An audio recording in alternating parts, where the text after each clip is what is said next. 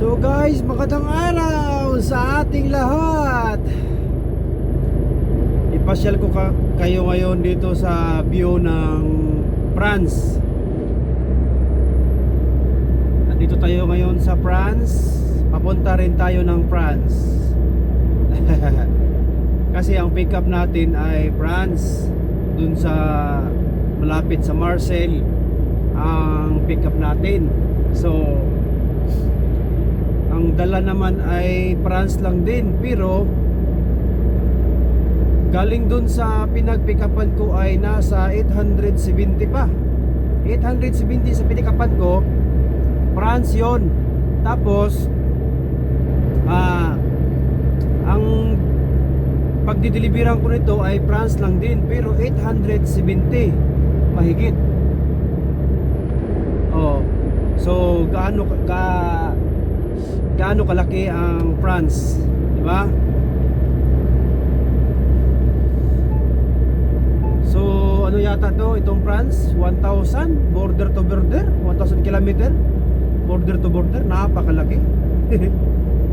Oh, isang country lang yan, France, pero napakalaki.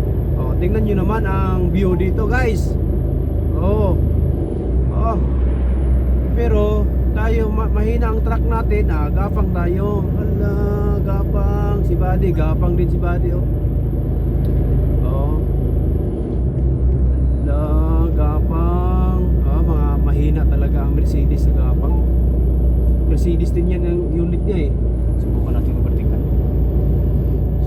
overtikan kung kaya. Oh, kung hindi, balik tayo. Subukan natin ang lakas ng Mercedes na maliit.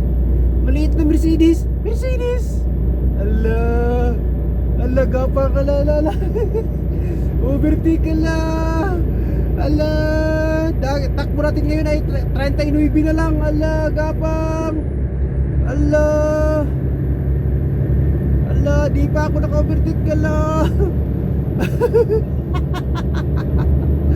Ala, mabigat siguro pakarga niya kaya gumapang din siya. Oh, Mercedes din, Mercedes din ang ano niya. Mercedes din. O ikaw ay sa mga Mercedes diyan. Oh, kumusta ang ahon sa Mercedes? Naka-overtake na tayo. Naka-overtake na. Medyo magaan lang para natin kasi 6 na piraso lang eh. Naka-overtake, sinubukan ko lang ba? Oh guys, patuloy tayo sa pagtanaw ng mga tanawin dito sa countryside ng France. So ganito ang mga view pag nabiyahe tayo ng France. Bato, mga bato guys. Ayan yan, mga bundok siya pero bato. Paano kaya mapakinabangan yung bundok nila dito, no? Eh mga bato naman.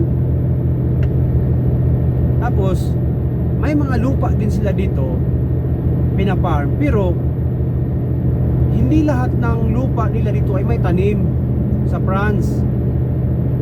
Oh, yung iba nga walang tanim, damo lang ang tumutubo. Oh, so tingnan nyo naman ang dito, ang view sa countryside ng Europe. Europe. France. France pala, France. Ang Europe ay kontinente. Kontinente, that is a Espanyol term. Kontinente. In English is continent. Diba? Oh guys, tingnan niyo naman ang view natin dito. Malakas talaga sa ahon si Bulbo. Tingnan nyo, overtake na si Bulbo sa atin, oh. Overtake na si Bulbo. Bumalik. Ayaw. Na ano siya, nahiya.